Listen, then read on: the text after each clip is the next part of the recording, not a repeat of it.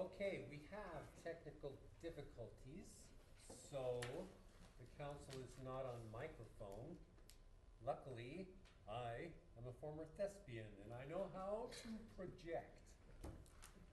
Everyone else will have to make do. Key to projection is to enunciate and to push from the diaphragm. I now call the May 17th, 2016 regular council meeting to order. Would council members please denote their presence by pressing their yes switch? Very good. All council members are present. Council meetings normally can be viewed on cable channel 192. Please join me in the Pledge of Allegiance. I pledge allegiance to the flag of the United States of America and to the republic for which it stands, one nation under God, indivisible, with liberty and justice for all.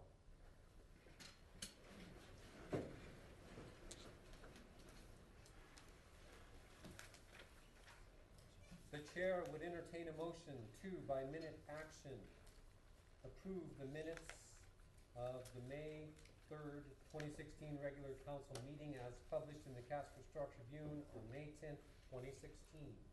So moved. Seconded. Moved by Councilman Hopkins, seconded by Councilman Miller. Any corrections? Please cast your vote.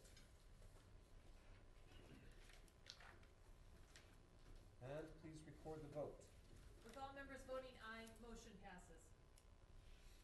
The chair would entertain a motion to approve by minute action the May 17th, 2016 bills and claims as audited by City Manager McDonald. So moved. Second. Moved by Councilman Johnson, seconded by Councilman Schlager. Any abstentions? Please cast your vote.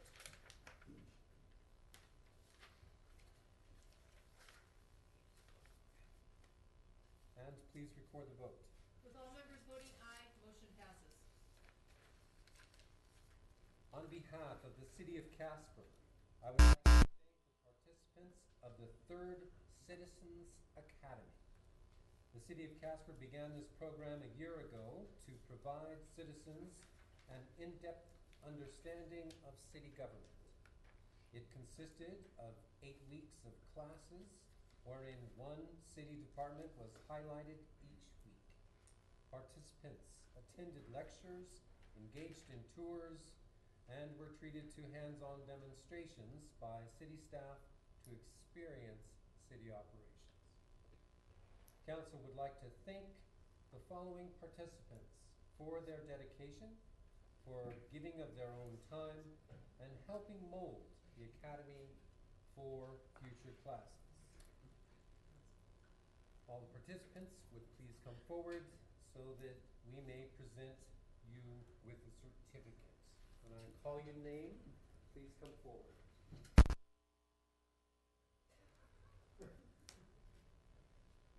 Edward Berg.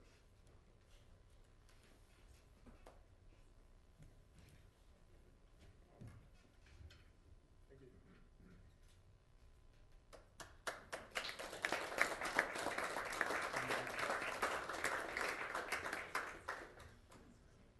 Lindsay Kaufman.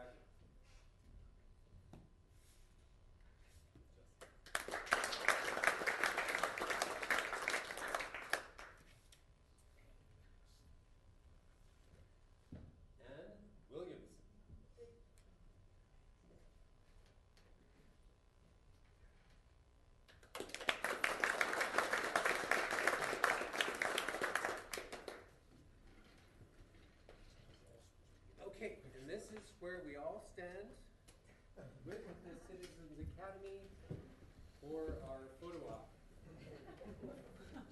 Oh, sorry.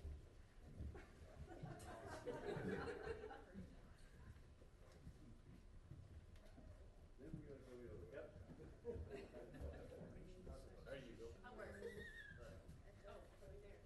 Let me get us there. Tanya, do you want to direct us and tell us the best way? I would like some of you shorter ones. With hats on, to come out in the front. I'm short, let's go. Kind of neat, yeah, just kind of bend down a little bit in front of your girls so we can get it. That'd be fine, please, whichever. Good, how are you? That'd be good. There you go. That's like, There you go. Looking good. okay, that's looking good. I'm too tall. Are we too tall? Sure. Yes, you really One more step. We're gonna have to work on Okay, this. Jack. That works. Sorry. That works good. You don't Let's have do to. two more. Are you sure? Yes. Okay. Okay. One. And two. We're good. Thank you so much.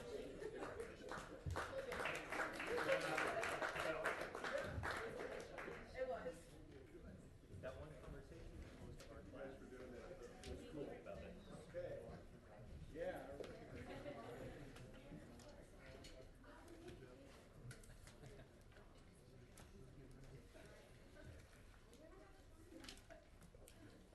Mr. Mayor, before the graduates leave, again, on behalf of council, I would like to thank you all for your dedication and your time and effort to put into this city to learn about what's going on.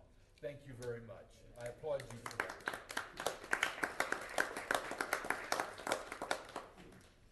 Council would also like to recognize Karen East and Renee Pinton-Jones, who participated in the academy but could not attend the meeting tonight. Yeah. Just one other remark. We intend to continue this process and continue to run Citizens Academy. If you are interested, contact the city manager's office. It's a very interesting experience, and it's very, I'm sure that the members would agree, it's eye-opening to see all of the things that happen behind the scenes to make the city work and all of the good people that make those things happen. It's very, very cool, and it's uplifting to see all those good things happen. And so I hope you all agree with those remarks.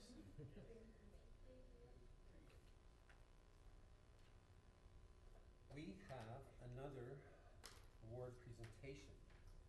The Government Finance Officers Association has awarded the City of Casper its Distinguished Budget Presentation Award for its fiscal year 2016 budget.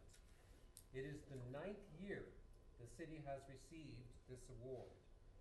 This award represents a significant achievement by the city. It reflects the commitment of the City Council and staff to meeting the highest principles of government budgeting. In order to receive this award, the city had to satisfy nationally recognized guidelines for effective budget presentation. When a Distinguished Budget Presentation Award is granted to the city, a certificate of recognition for budget presentation is also presented to the individual or department designated as primarily responsible for having its achieved this award.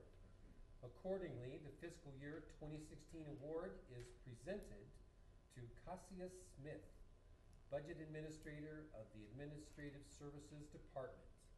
Cassia, are you here? Thank you.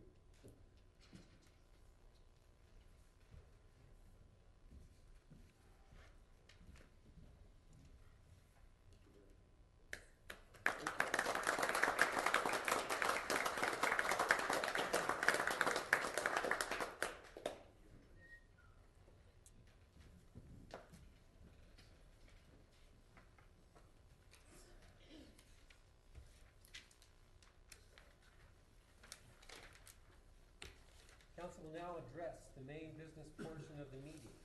Council carries out business by 3 types of action: by ordinance, resolution, and minute action. Ordinances require 3 readings and votes, whereas other items are passed by one. Ordinances create or modify law, whereas resolutions and minute actions provide for the council to carry out business. These various actions have different publication and public hearing requirements. Items may be considered by consent or not consent. Consent items are typically routine and will not be discussed by council. Items not listed as consent will be discussed by council. There is a process for the public as well as council to remove a title from consent. I will now consider establishing the schedule of future public hearings which are held for the purpose of obtaining public input. Public hearings are held for items such as annexes, liquor license transactions, passing of the budget, zone changes. Public hearings also require public notice via the newspaper. Please read the consent agenda titles. Establishing June 7th, 2016 as the public hearing date for consideration of annexation compliance with Title 15, Chapter 1, Article 4 of the Wyoming State Statutes to determine if the annexation of the Heritage Hills Edition Number 5 complies with Wyoming Statute 15-1. Hearing date for consideration of a new microbrewery liquor license number 3, Skull Tree Brewing LLC, located at 1530 Burlington Avenue. Establishing June 21st, 2016 as the public hearing date for consideration of fiscal year 2016 budget adjustments. Establishing June 21st, 2016 as the public hearing date for consideration of the adoption of the fiscal year 2016-2017 budget. The chair would entertain a motion to, by minute action, establish the public hearing dates just read. So moved. Second. Moved by Vice Mayor Kathy, seconded by Councilman Hopkins. Any abstentions or nay votes? Please cast your vote. And please record the vote. With all members voting aye, motion passes. Consideration of the next item will be by ordinance. Please read the consent ordinance on second reading by title only. An ordinance amending section 9.44.030 of the Casper Municipal Code pertaining to discharge of firearms and other weapons. The chair will entertain a motion to approve on second reading the consent ordinance just read. So moved. Second. Moved by Vice Mayor Kathy, seconded by Councilman Johnson. Please cast your vote. And please record the vote. With all members voting aye, motion passes. The council will now discuss the resolution for the comprehensive plan update. Because this item is not on the consent agenda, it will be open for discussion by council. The chair would please read the resolution by title only. A resolution authorizing a contract between the City of Casper and Logan Simpson Design, Inc. for a comprehensive plan update and revision. The chair would entertain a motion to adopt the resolution just read. So moved. Second. Moved by Councilman Hiley, seconded by Councilman Hopkins. City Manager report. Your Honor, staff is recommending contracting with Logan Simpson Design Incorporated for a comprehensive plan update in an amount not to exceed $120,000. Comprehensive plans are documents that guide long-term development, redevelopment, and preservation of a community, or specifically for Casper, the Casper metropolitan area. The comprehensive plan focuses predominantly on land use and guides where housing, commercial development, parks, and open spaces could be located and how those items interrelate. Comprehensive plans are used by planning staffs and planning and zoning commissions and boards to draft policy and make development-related decisions. The goal of this update is to develop a plan that emphasizes implementation and monitoring while being adaptable and flexible. In that the City of Casper's current comprehensive plan was adopted in January 2000, and that a new land use plan is necessary to guide development for the next 20 years or so. The process of developing and updated plan will include revisiting previous assumptions, updating planning policies, goals, and objectives where needed, as well as developing a transportation element to accompany the plan. Incorporating the transportation element of the process will place greater emphasis on building communities through transportation at all scales and finding street connectivity and transportation and land use solutions. And this evening, Aaron Clokey, planner with City of Casper, has been assigned to oversee the updated comprehensive plan project.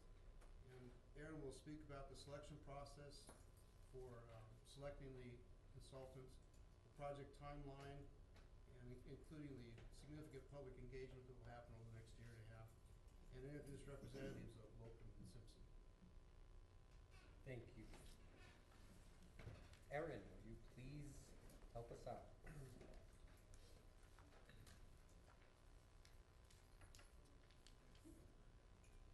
I'll jump in Aaron's place for a second. Andrew Okay. Nelson with the MPO. Your Honor, Council, the comprehensive plan selection process consisted of several stages of review from both city staff, members of planning and zoning, and Councilman Cathy from City Council. There's actually two different projects going on. One is dedicated solely to the City of Casper and went through its own evaluation process with city staff, city planning and zoning. The second plan is for through the MPO for the towns of Mills, Evansville, and Bar None.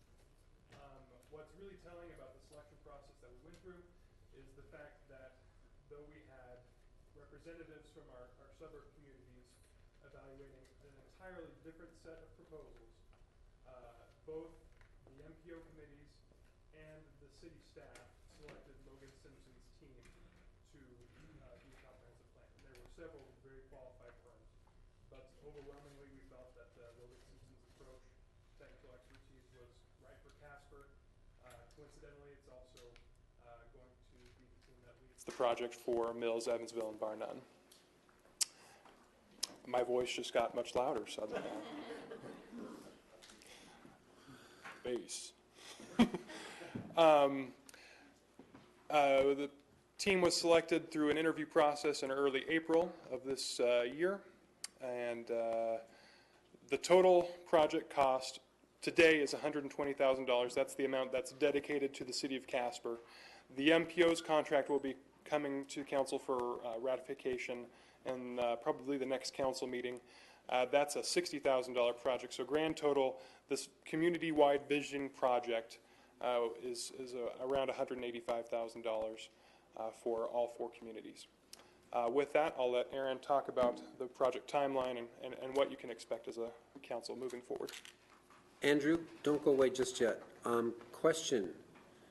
You said there were two stages of review. One is city exclusive and one through the MPO, so I'm to assume that that's surrounding communities also. Yes, there was town staff. We had the town engineer from Bar None, public works director from Mills, public works director from Evansville, and county representatives. I'm sorry, no county representatives on this project. But other staff was represented and involved in the evaluation process for the MPO portion of the project. Okay, thank you. Mr. Mayor? Yeah. I know Mr. McDonald also addressed this, but could you also comment on why we need to do this and why we need to do this now?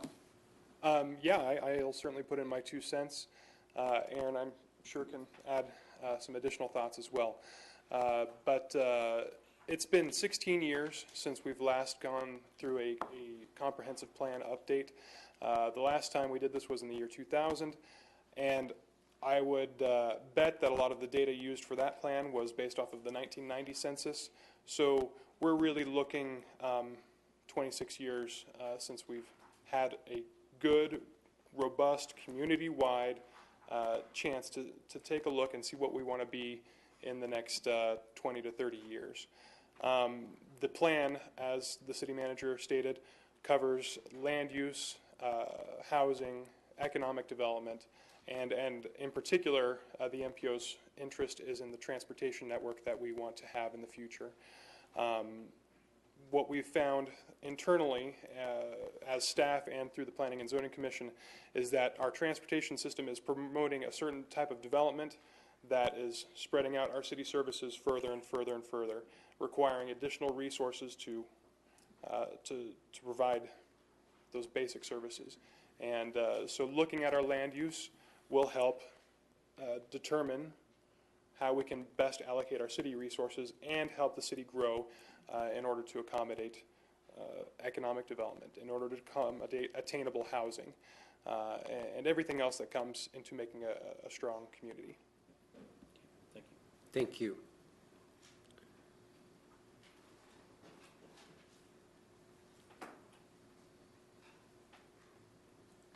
Aaron Clokey, what do you do for the city? I am a planner with the Planning Division of the Community Development Department. Thank you.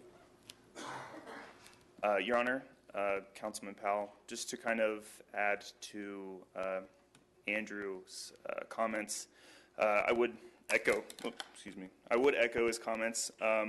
Last time our comprehensive plan was updated was in 2000. At that time, if you look at the future land use map, there is no indication that there is ever any commercial expansion to the east. Anything past the mall is, well, that's the edge of the map. So a lot of the expansions that we've seen just were unforeseen. We are expecting a lot of residential expansion to the south as we implement water infrastructure currently, and we expect future residential growth to the west with the West Belt Loop. And so this is a really good time for us to start looking at preparing for that future growth in areas that were unforeseen in the year 2000. So, but to go over the timeline, we are proposing a one-year project timeline, starting with a project kickoff this June and ending with council adoption in May of 2017. This process starts with analyzing and reviewing some of our strengths and assets as they relate to land use and transportation and economic development. And then we, starting in July with a public event kickoff, we start off with a public engagement process and getting to know what people want this city to look like and how they want it to function in the next 20 years. And then we'll have major public events, not just in July, but also not just in June, but also major events in July, October, and in February. And in between that, we will have, we'll be doing a lot of outreach. And then following that, later in the process, we'll be developing strategies on implementing these visions and goals. And that is with the goal to have a first draft by January of 2017. So, and like I said, throughout this process, the most important part is we will be working towards making sure that this is a plan that is created by the citizens of Casper, because it is a plan that will serve and is for the citizens of Casper. So Christina Kacher and Megan Moore from Logan Simpson are here to kind of go into more of the tools that we'll be using to ensure that we achieve that. Do you have any questions? No. Okay. Council? Good evening, Mayor, Vice Mayor, council members. I know that you have the scope already in front of you. You've seen it. What we thought we'd do tonight is not go over the 12 pages or so of text. We thought we'd focus on something a little bit more fun, which is kind of the public outreach process and what we've done in past projects, what we've done in the past year actually for other projects, and kind of talk about how that affects your comprehensive plan, how you folks will be involved throughout. And then if you have any questions, you feel free to interrupt me as we go. But if you can flip when I flip, we can go through kind of phase by phase and talk about what you can expect throughout the process. One of our first steps is, of course, to create a project website. So this is kind of going to be your repository for everything comprehensive plan related. So that if anybody in the community wants to know anything else about the comprehensive plan, you can direct them right here, and they should be able to do whatever is going on at that time, find out what events are coming up, be able to contact city staff, be able to contact us with any questions they might have. Some of the capabilities that we're able to do with the website are to issue online surveys throughout the process, and we have one pretty much at each phase to go along with some of the major public events. And that it allows us a little more consistency between the actual physical events and then the online surveys. We'll ask the same questions in both arenas. Social media and online tools. We'll use both the city's current website as well to direct folks to the project website. We can also use things such as Facebook, Twitter, especially in advance of big community events, letting folks know where we're going to be at. And then if you flip to the next page, stakeholder outreach is also one of our very first steps in the process. Stakeholder outreach, we tend to have meetings, one-on-one meetings with folks that be developers, business owners, school district, members of county representatives, city staff. All of you are also invited. Planning and Zoning Commission, and as you can see on the following page, your photo is required as part of these. So we usually ask folks what they love about the city right now. What would you like to see as improvements? And also, one of the most important things that we'll ask in these interviews is, how would people like to be involved? So, are they more open to seeing social media used throughout the process? Are they more open to us being at big events? Are they wanting to come to more formalized workshops? So we'll get that feedback and we'll use that to adjust our public outreach plan as necessary. Just to touch on boards and commissions and your role in the process. I know that within our scope we've got 2 big joint work sessions with you and Planning and Zoning Commission at the same time. We'll use these to go over the vision, and then we'll use those to go over the draft plan and where we're at. Like I just mentioned, we'll have one-on-one meetings with all of you, just at the outreach. And then we're more than welcome to meet one-on-one at any time during the process if you have any questions or concerns where the process is headed. And then celebratory kickoff. So over the next month, you're probably going to see our faces. You'll see city staff. You'll see postcards. You'll probably see some kind of new logo or tagline for the comprehensive plan process. We're really trying really hard over the first couple months in the summer to get word out. So your role is to help us do that. So we will try to get you as much media, print media, swag, if you want to call it, like chapsticks we've done. I know there's a lot of beer events. We could do pint glasses with the logos if that's PC. We can also do t-shirts, etc. So we can look at those ways. We can get those to you. We can ask you to reach out and get other folks involved. Celebratory kickoff, I know you've got a lot of events throughout the city throughout the process, so we'll try to be at as many as we can be to get word out there. And like I said, kind of those first 3 questions are, how do you want to be involved, what do you love about the city, and what would you improve about the city? And then moving on, I'm at page 1415. The vision event is really the first big, I want to say formal but not necessarily formal, because we try to make it a little more fun. But this would be your big event that you want as many people to attend as possible. Over pages 14, 15, and then 16, 17, and then the Legos on page 19. These are some of the ideas that we can include in this big event. We've used such things as keynote speakers to talk about certain trends that are affecting the community and how that affects the comprehensive plan. We've used outdoor events to get people involved. The one with the Legos was actually associated with a pizza and beer tasting that the city put on. And so this was kind of a family-oriented event. We had a lot of kids that attended, hence the Lego blocks, that they wrote their ideas for the future, what they loved about the city on those. And that served as kind of a nice cornerstone in City Hall for a while as well during the comprehensive plan process.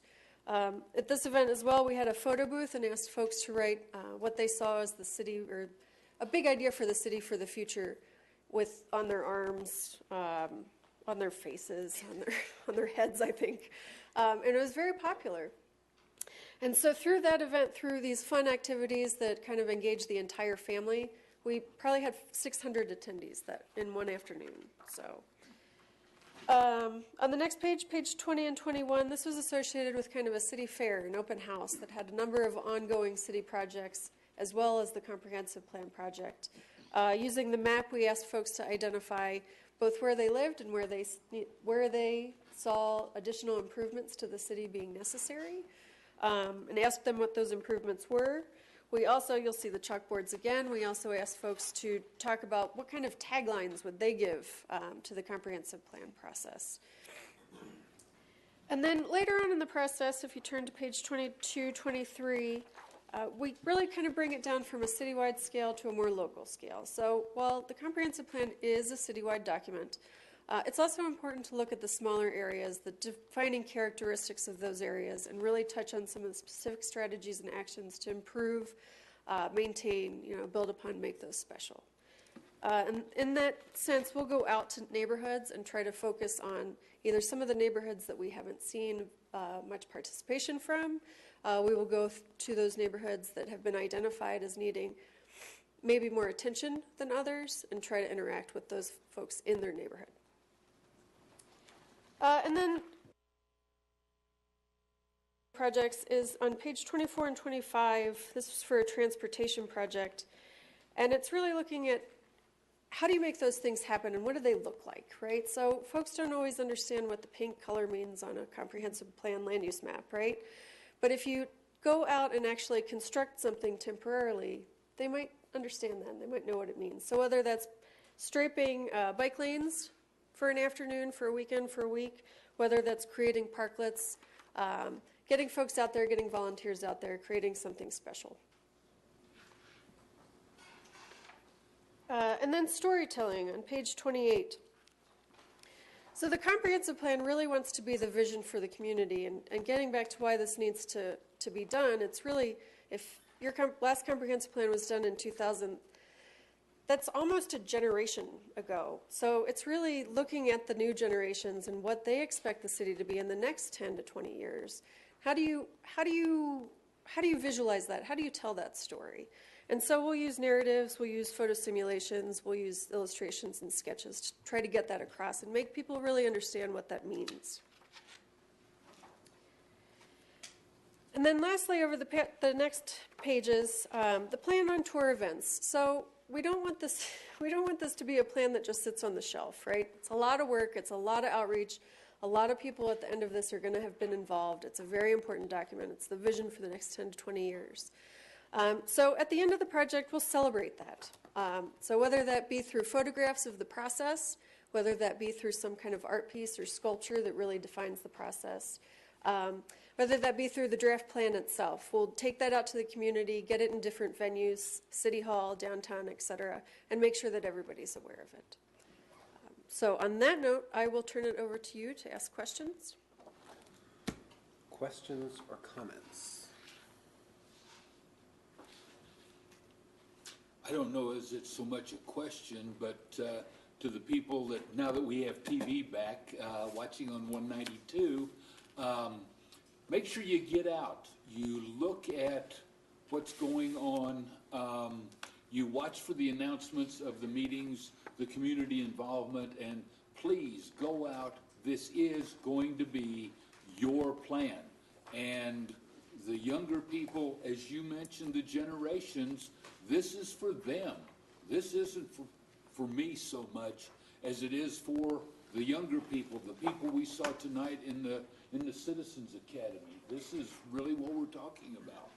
And this can be a great and wonderful thing as we progress and as the city tries to grow and diversify. And thank you. Thank you. First step is to create a website. Do we do that in-house? Do we contract it out? Or is that part of your service? We are looking at both options. That's right. So we can either do a project website. We can either do it, we can have another vendor do it, or we can do it in-house, and then we'll have access to update and throughout the process. Yes. Okay. But you've got a nice little template that you can just plug in and provide. Well, we'll customize it Okay. quite a bit, actually. But yeah, whatever the tagline is or the logo, you're going to see that on everything. So project website, print materials, Okay. like I said, T-shirts, etc. And have we generated any of those branding materials yet? Nope, not yet. We were just talking about some taglines, but we haven't come up with the greatest. So if you have any ideas, please.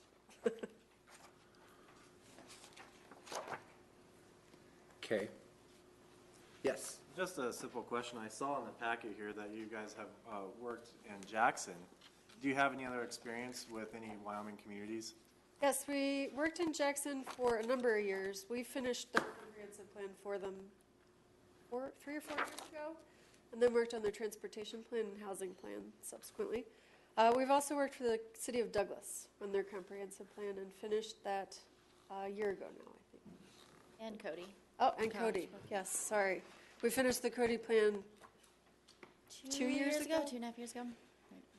If I can add to that, one of the sub-consultants on this project is Michael Baker International, and their project lead has done extensive work throughout Wyoming for NPOs like ours or other cities that do quite a bit of experience in Wyoming. Okay. Any more questions? Thank you, Mr. Mayor. Just curious, get this thing turned on.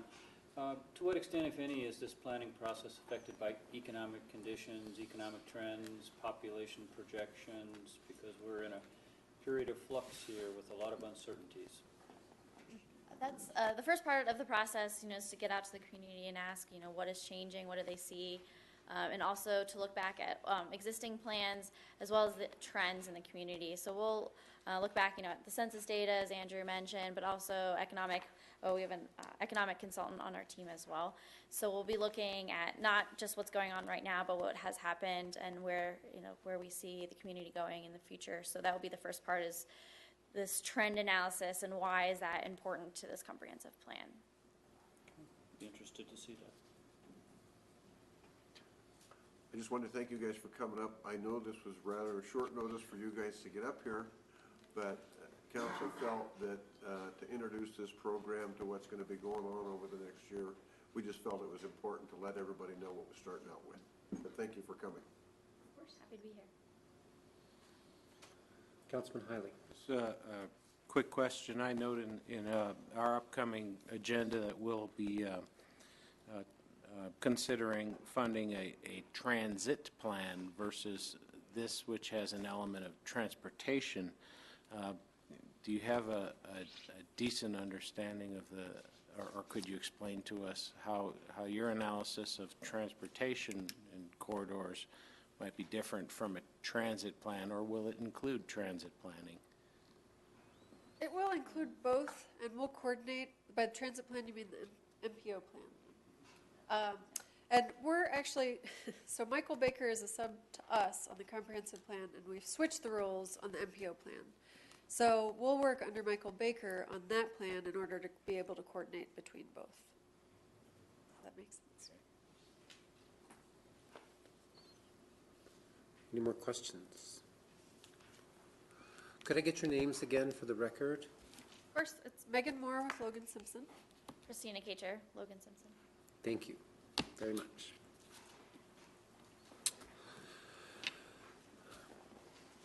Discussion. Go ahead. Something else that I think these folks are going to be discussing, and Mr. Collins could verify that, but I believe there's been a couple of times that issues have come from planning and zoning to us on appeal, dealing with some of the zoning and the mismatching and the bad meshing of zoning in some of the North Casper areas. And I believe, if I'm correct, Mr. Collins, this will be addressing some of those issues, won't it?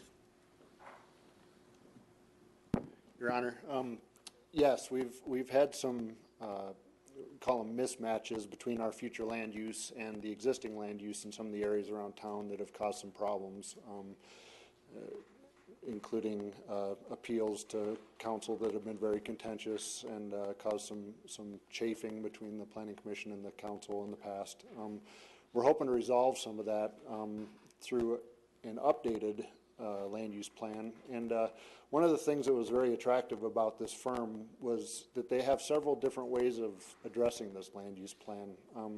in the past, we've kind of done this Euclidean separation of uses, kind of like zoning with future land use. And this firm has got some other ideas on how those future land use plans can be put together that more integrate mixed use into the future land use plan. Still provides guidance, but isn't as rigid and is a little bit more flexible. So that was one of the things that really appealed to the selection committee with these folks. So we're hoping in the future to do better. Thank you. That's an important thing to note, and I'm saying this for Craig because the default is you get a mix. It's you know, it's nice to think that maybe we could plan for the mix of land uses. And I wrote that term down, Euclidean separation of uses. It's good phrase turnery there, man. Okay, any more discussion? Yes. Just to emphasize what the Vice Mayor explained, I think we can't overestimate the importance of public involvement in this process.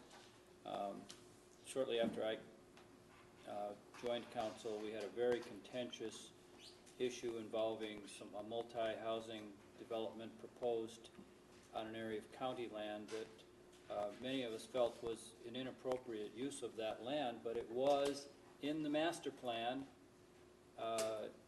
designated for multifamily, and no one in that area seemed to know that until the proposal came forward. So it really kind of underscores the importance of people paying attention and analyzing this and taking the time and the effort to help us come up with a good plan so that doesn't happen again.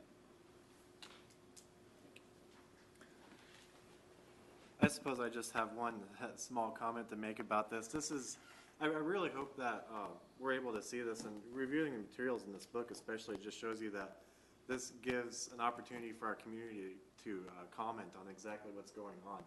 And how I see this in my mind, and bear with me, it's sort of childish, but I'm going to go back to my beloved game of Sim City. You know, you're sitting there planning a thing, and you're able to put it up on a screen, zone things, get everything organized. This is our community, then this is our Sim City game. So let's get there and make it, and I really hope to see people involved with this process. Thanks. Thanks. And my daughter was a big fan of Sim City, and it really is an excellent training ground because if you miss something, if you miss quality of life, your people are not going to be doing well. Okay, any more discussion? Any amendments? Please cast your vote.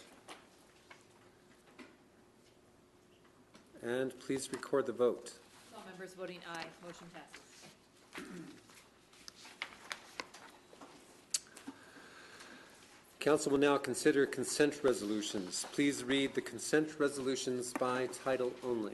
Item 9B1, a resolution authorizing an agreement with Communication Technologies, Inc. for the installation of equipment in replacement fire EMS staff vehicles. Item 9B2, a resolution authorizing the purchase and installation of Spillman Mobile Field Reporting Module. Item 9B3, a resolution adopting the National Incident Management Systems. Item 9B4, a resolution approving the City of Casper's Title VI program as required by the Department of Transportation for federal transportation assistance and authorized by the Civil Rights Act of 1964. Item 9B5, a resolution approving the vacation and replat of Tract B of Falcon Crest 3 and Tract B and Tract C of Falcon Crest 4 to create McKinley Heights and the associated subdivision agreement. Item 9B6, a resolution approving the sub-area plan for portions of the Heights Addition, a portion of the McMurray Business Park planned unit development. Item 9B7, a resolution authorizing a contract for the Casper Area Metropolitan Planning Organization and LSC Transportation Consultants for a transit route and schedule analysis. Item 9B8, a resolution authorizing a contract for professional services with Peter Albright Company, Inc. for the Casper Event Center Theatrical Fly System Project. Item 9B9, a resolution authorizing an agreement with Process Power and Control, Inc. for the Casper Event Center Lighting Project Number 1554. Item 9B10, a resolution authorizing the execution of an access permit with the Wyoming Department of Transportation for the East Casper Zone 3 Water System Improvements Project. Item 9B11, a resolution authorizing the execution of utility license with the Wyoming Department of Transportation for the East Casper Zone 3 Water System Improvements Project. Item 9B12, a resolution authorizing a utility service repair permit with the Wyoming Department of Transportation for the East Casper Zone 3 Water System Improvements Project. Item 9B13, a resolution authorizing an agreement with Trito Construction LLC for the 2016 Pedestrian Pathways Project. Item 9B14, a resolution authorizing a contract for professional services with Inberg Miller Engineers, Inc. for engineering design services for the Lower East Dale Creek Channel Improvements Project. Item 9B15, a resolution authorizing a contract for professional services with Peak Laboratories for construction quality control, oversight, and project administration for construction of the landfill gas collection and control system at the closed bale fill. Item 9B16, resolution authorizing amendment number 3 to the contract for professional services with Stantec Consulting Services, Inc. for the North Platte River Restoration Phase 2 project. Item 9B17, a resolution authorizing an agreement with the Fort Saloon and Eatery for operation of the concession building at Crossroads Complex. The chair would entertain a motion to adopt the consent resolutions just read. So moved. Moved by Councilman Powell, seconded by Councilman Schlager. Any abstentions or nay votes? Please cast your vote. And please record the vote. With all members voting aye, motion passes. Council will now consider minute action items. These are routine business items that do not require a resolution. Please read the consent minute action titles. Item 10A1, authorizing the purchase of 2 Motorola APX 7500 dual-band mobile radios and 2 Motorola APX 6500 mobile radios to be used by the Casper Fire EMS Department. Item 10A2, a change of one of the dispensing rooms for CRU LLC, doing business as Parkway Plaza Hotel and Conference Center, Resort License Number 3, 123 West E Street. Item 10A3, acknowledging receipt and authorizing the inclusion of fiscal year 2016-2017 summary proposed budget into the minutes of the June 7th, 2016 regular council meeting. The chair would entertain a motion to approve the consent minute action agenda items just read. So moved. Seconded. Moved by Councilman Hopkins, seconded by Councilman Miller. Any abstentions or nay votes? Please cast your vote. And please record the vote. With all members voting aye, motion passes. Now is the time we invite anyone from the audience who wishes to speak with the council to please come forward. We ask that you please state your name and address.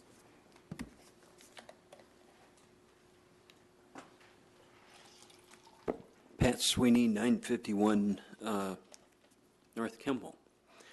Good evening, Your Honor, Council.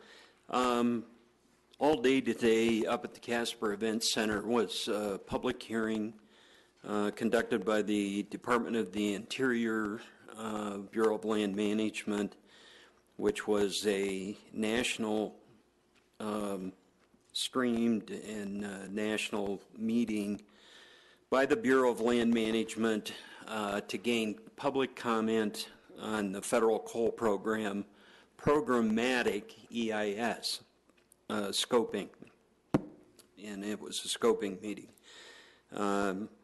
Went from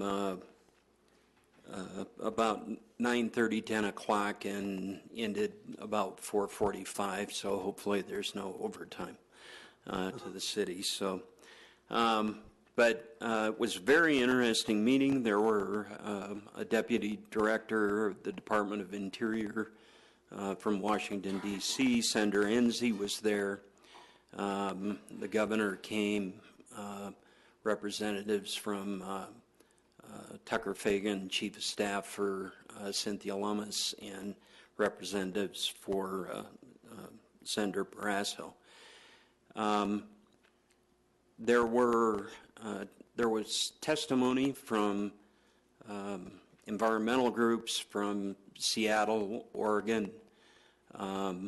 There were different public entities represented from the Public Service Commission of North Dakota, folks from Montana, South Dakota, quite a cross-section of the West. I would ask council to consider responding to, with the devastation of our coal industry, that's what this was about, and about the coal leasing program and this 3-year moratorium on new leases.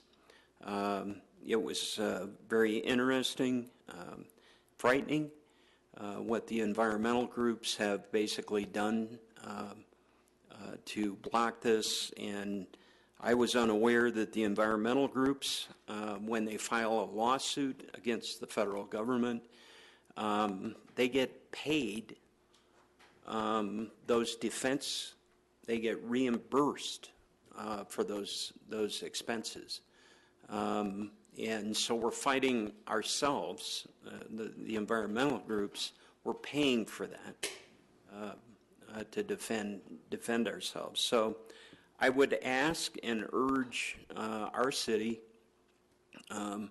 there were a lot of obviously representatives from Gillette, from United Way to CASA, to Salvation Army, and obviously all the coal mines. But I really, this is an important issue to us, especially with the advent of the layoffs from Wyoming Machinery. It obviously affects us, and it obviously affects our budget, and not just the state. So I would urge council to consider adopting some form of resolution of support for our fellow city in Gillette and Campbell County, and obviously the governor's office is putting together a response for this, but and I'm sure you can get more information if you need it from, I would hope Wyoming Association of Municipalities is all over this. So if they're not, shame on them. So. Okay. Certainly. Yeah, Pat, thank you for your comments. I think council should consider that, and I will ask council also to do something like that. Just to be clear, what you said is absolutely true. When these environmental groups sue the federal government to stop an industry which employs a good number of people in Wyoming, they are paid for that out of the very money that the coal people generate for us. They don't even pay their own way. And Your Honor, I was totally unaware of that. I mean, it's just ludicrous. but I would ask you to consider that, and I think that this EIS closes, if I understood right. There's a change in date. I think it closes 30 days after the last hearing, which is, I think, June 28th in Pittsburgh. So I think this particular part of it closes July 28th, if I understood correctly. But Councilman Hiley. Thank you. Thank you for your comments, Mr. Sweeney. I will certainly take them into consideration. The coal industry is a vital industry to our state and economically important to the city of Casper as well. I think it's important to point out when you consider a programmatic environmental impact statement that programmatic EISs consider far more than the impact to the air, water, and land quality. They also consider economic impacts and social impacts, and impacts to heritage and a broad array of impacts. So clearly, the city of Casper has some skin in this game in the economic impacts of the coal industry in the state, and it's certainly an important suggestion that we weigh in. I thank you for coming with that. Well, and Your Honor, Councilman, thank you, because there's a couple of guys up here up there that know far more about this, because when they kept saying programmatic, I thought they were talking problematic, and it certainly looks problematic to me and on this, but you're correct. It does sound quite far-reaching in all the different impacts, and I think that's why it was so important for CASA, United Way, and those different agencies that people don't think of, and how important the coal industry is to all of those programs with their donations, with donations of time of employees, which we see here also. So thank you, Your Honor. Thank you. Anyone else wish to address council, please come forward and state your name and address. My name is Dale Zimmerly. I live at 3035 Bel Air Drive. I'm here to bring up what thank you, Mr. Johnson, for bringing up the about prayer at the work session, or was it Mr. Cathy? The mayor did, actually. Mayor did, actually. Okay, I read it in the paper somewhere, but sorry. But thank you for that. But it was turned down, and I don't agree with that. And some of the things that I read about it is because I think there's a misunderstanding about the separation from church and state. Our country was founded on a freedom of religion, not a freedom from religion. The Church of England controlled England, and the king said, you will be a member of this church, and that's why our founding fathers moved here, so that they could practice religion freely. And part of religion is praying to our God, and it's one of the most important parts. During my lifetime, this country has been slowly turning from God. And my God is a loving father. But fathers also discipline their children. And history is very clear, especially in the Old Testament. The country of Israel, time and time again, turned away from God. And every time they turned away from God, God punished them. And that brought them back to them. And then he blessed them. And I can see this happening in our country over and over again. We turn away from God. We take God out of our schools. We take God out of our city meetings. We take God out of everything. Sorry. Christians in this country for the recent 50 years or so have slowly been putting their heads in the sand and haven't been standing up for what is right. We need to stand up and say when something's wrong, we need to say it's wrong.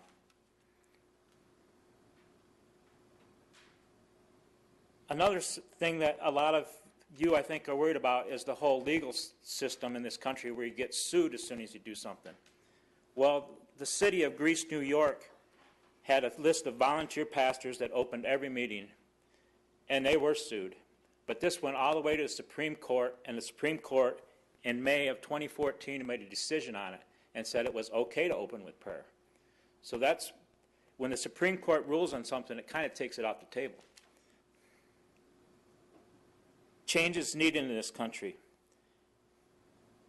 Ronald Reagan once said, "We are one country under God," which all of you just said when you pledged allegiance. We are one country under God, but without God we will go under. Phoenix, Arizona, 2 months ago, started prayer before their meetings. This is something that's happening around the country. And I ask that you would reconsider opening meetings with prayer. Supreme Court Justice Charles Thompson just said, "Do not hide your faith and your beliefs under a bushel basket, especially in this world that seems to have gone mad with political correctness." We're too politically correct. We need to get over it, and we need to turn back to God. Thank you.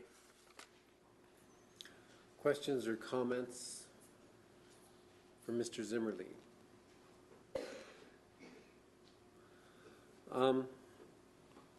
I'll address this. The separation of church and state was just one of the reasons that I mentioned. And I will note that in that Supreme Court decision, Greece versus Galloway, I believe, it was a 5-4 decision, and if a decision is that close, you need to read the dissent. And in the dissenting opinion, they pointed out a very important difference between a legislature or Congress. And that is, a legislature, it's elected officials, and they are there to do the people's work. But in a council meeting, and this was in the dissenting opinion, a council meeting is different because the public is expected to participate. If you want to come here for a zoning change, your participation is expected.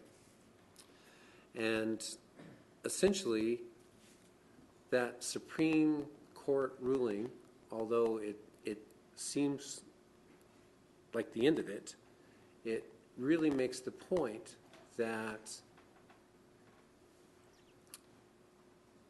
Greece, New York spent hundreds of thousands, if not millions of dollars to defend that lawsuit. And the appeals court ruled against them all the way up until that point right before the Supreme Court. We could avoid that possibility.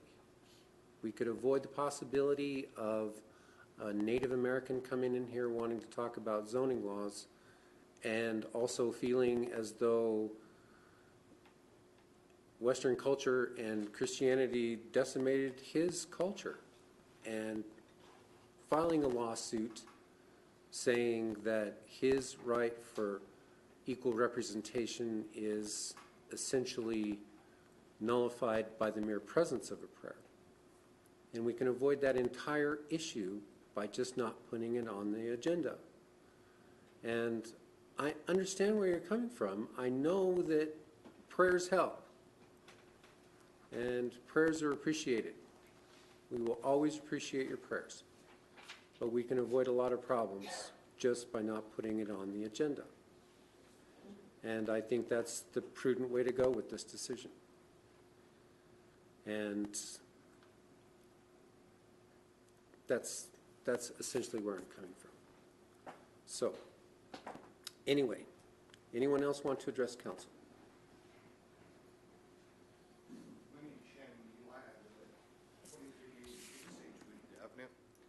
Mayor and ladies and gentlemen of the City Council, throughout our history, prayer has been a major part of our great nation.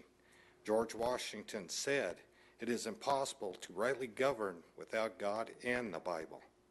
Jimmy Carter gave a speech that you cannot divorce religions, beliefs, and public service. I have never detected any conflict between God, will, and my political duty. If you violate one, you violate the other. Ronald Reagan had a speech in which he said, "If we ever forget that we are a nation under God, then we will be a nation gone under." George H.W. Bush, as his first act as president, he asked everyone to bow their heads and give this prayer. Heavenly Father, we bow our heads. Thank you for your prayer, for your love. Accept our thanks for your peace that yields this day and the shared faith that makes its continuance likely. Make us strong to do your work, willing to heed and hear your will, and write our hearts this word. Use power to help the people.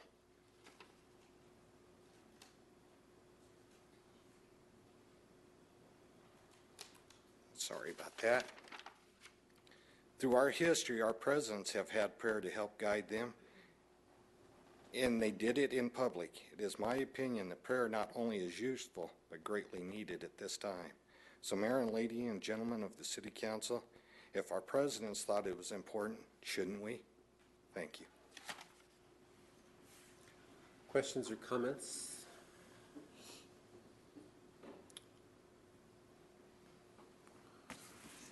Anyone else care to address council?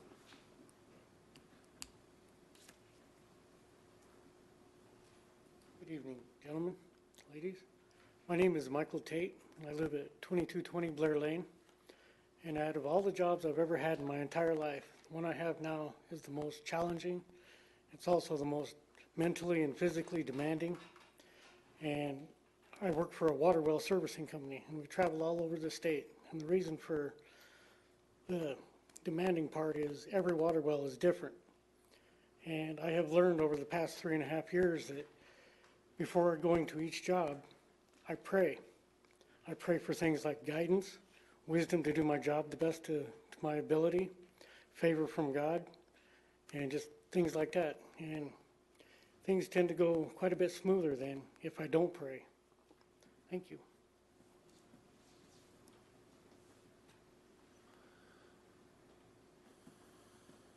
Anyone else care to address council? Yeah. I'd just like to address this briefly. This council did deliberate on whether or not to consider further prayer and leading with prayer. And the council's decision was a split decision. We decided as a council that we wouldn't open with a public prayer. That doesn't stop any of us individually from taking a prayerful moment and asking for guidance. And I'm certain that members of the council will be doing so. Councilman Pacheco. So many people know that in my prior life I was a youth minister, and I did that for probably 9 years, full-time and then part-time just recently in the last few years. I taught at St. Anthony's School where I taught religion and theology, and I'm not ever shy of saying that I'm a devout Christian and a devout Catholic, and I think my faith is one of the most important things in my life, and who I am, and it defines who I am. Political party, anything else, there's nothing more than what defines me in my faith. What I was also taught is that my faith is very sacred within my heart, and kind of what Wayne had just said moments before I walk out here, and not that anybody needs to know this, but moments that I do come out here, I do say a silent prayer to myself, asking for guidance and for strength and to do what is right. And it's an important aspect of that. I think where the slippery slope comes in when we start to do this, if we do have prayer at the beginning, is where we will end up having other faiths, other ideologies wanting to also have that same right to come here. And ideologies and theologies that we don't agree with. And we'll have to put our foot down to say, well, we can only pray to the Judeo-Christian God. Your God is not in part of our belief system. I used to teach comparative religions to my freshmen, and we used to talk in great depth about respect of all people and all different cultures and beliefs.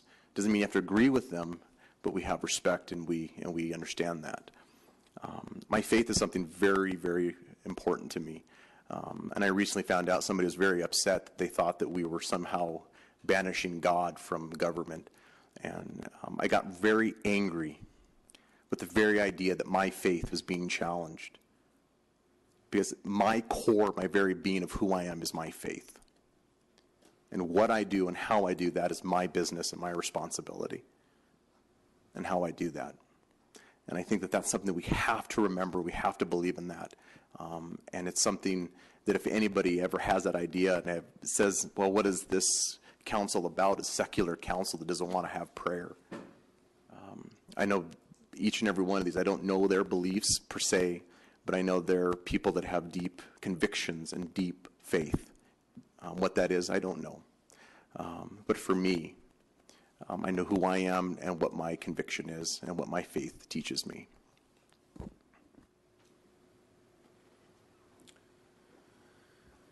Okay.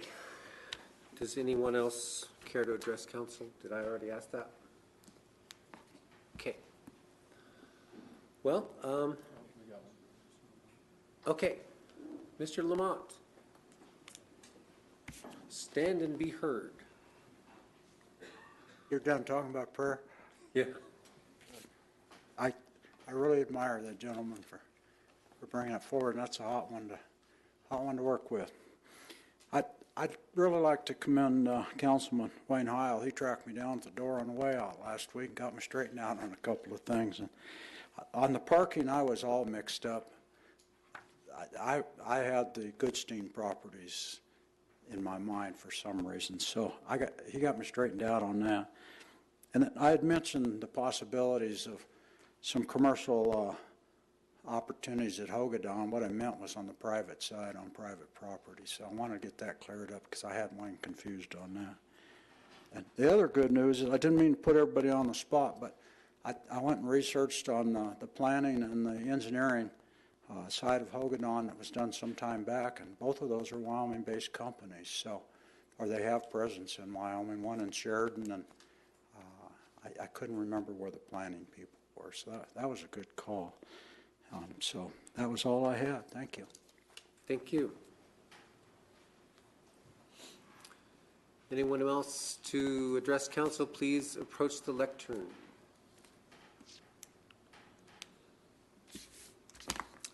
Okay. Well, at this time, we ask council members to bring forward relevant concerns or items of interest, beginning with Councilman Powell. Thank you, Your Honor.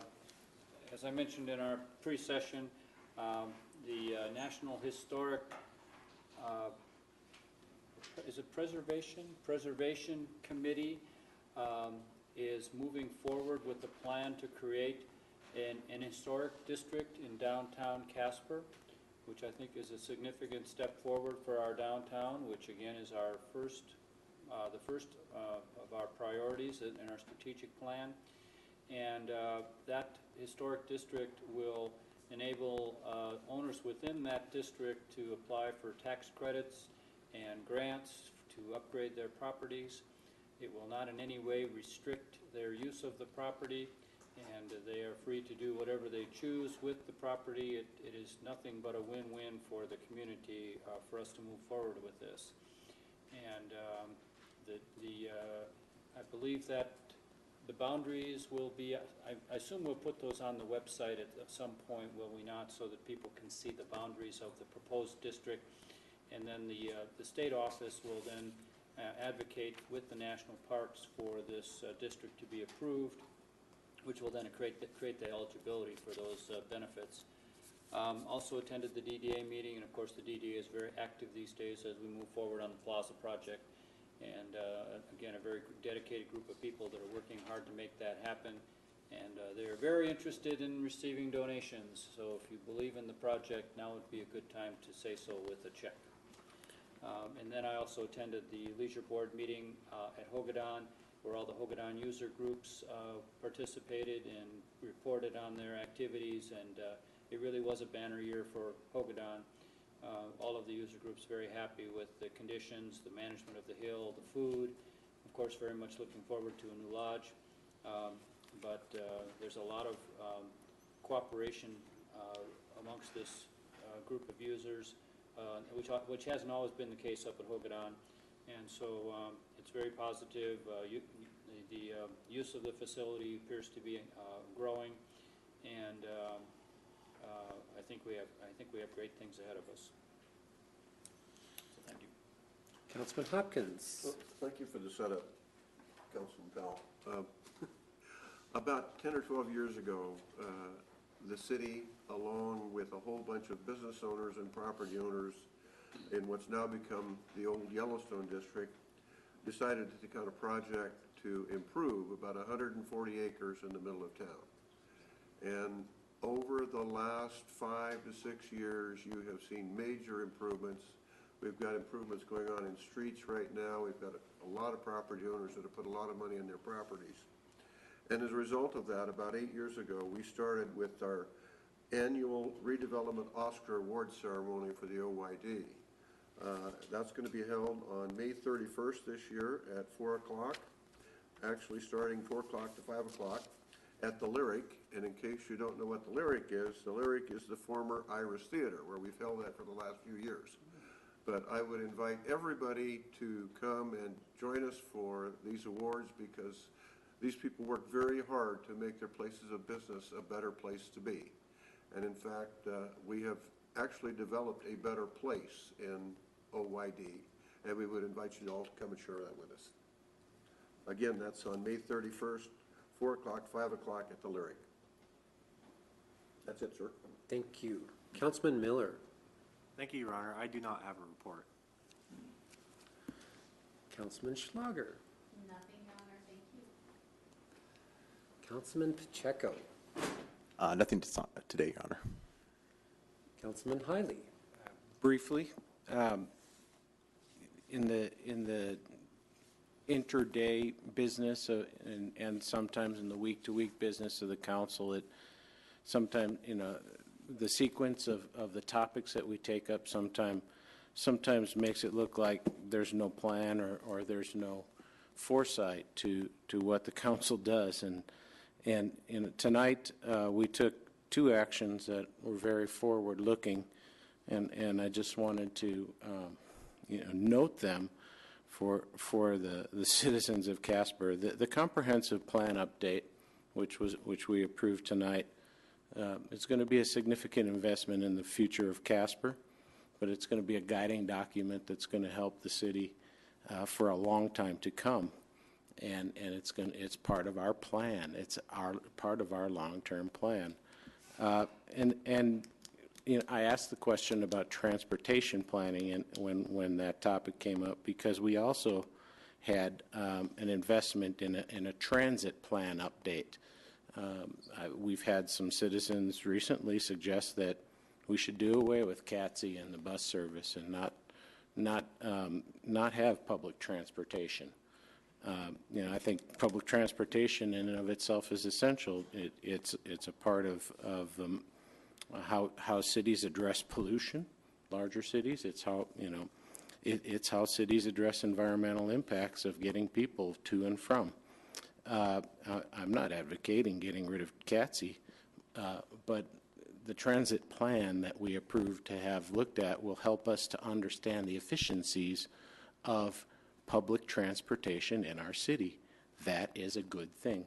So very forward-looking actions that were brought to us by our city staff, and things that we should support, and it helps us understand that the actions of the council, while they sometimes may be disparate, often have very important impacts, and they follow plans, a capital improvement plan of the city.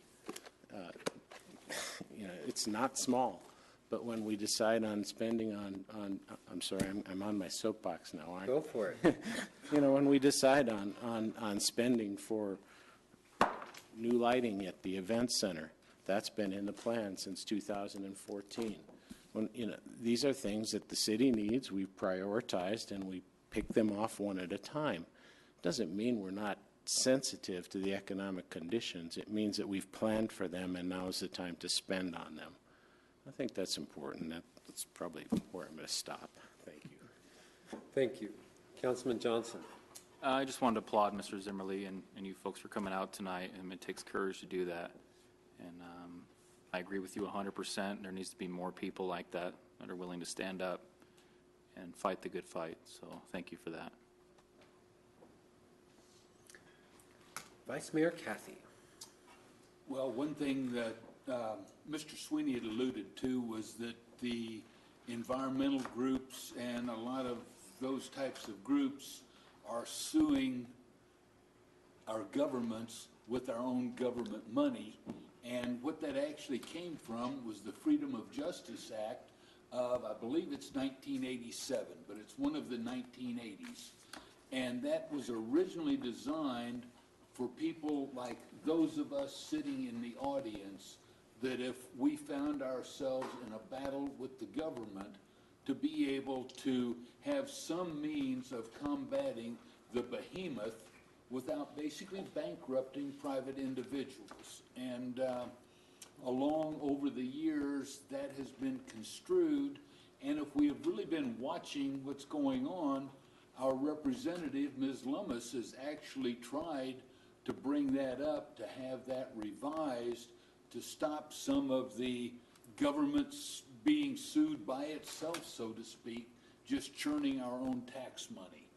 And along that same line with the religion, the city has already been sued over a Ten Commandments plaque in one of the city parks.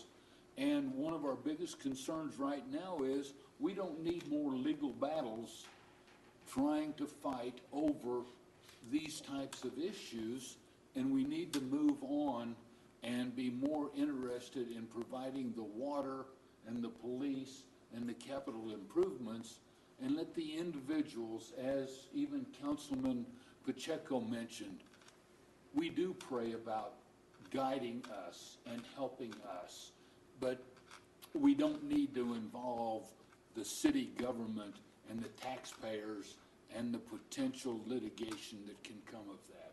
And it's a shame to be in that position, but that's where we're forced to be at times. And I do apologize for that, but I can't actually ask the city taxpayers to fight a battle to the Supreme Court either.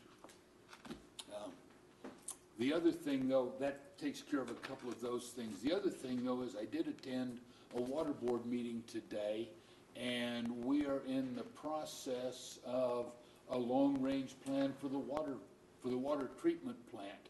And their preliminary investigations indicate that, barring any major changes in EPA requirements or a major industry moving in with large water requirements, you know, if Anheuser-Busch would move here and decide to set up a new brewery, we may have to worry about the water plant.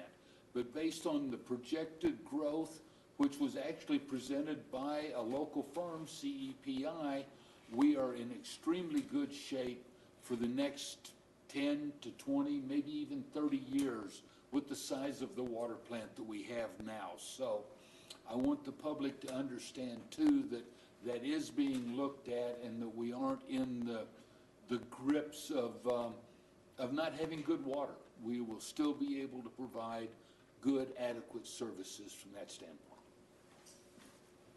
I think that's about all I have, Mr. Mayor. Thank you. Thank you. As mayor, I presented a proclamation for click it or ticket. And in my prefacing remarks, I basically made the point that law enforcement is going to be making throughout that week. 23rd through June 5th, or during that period,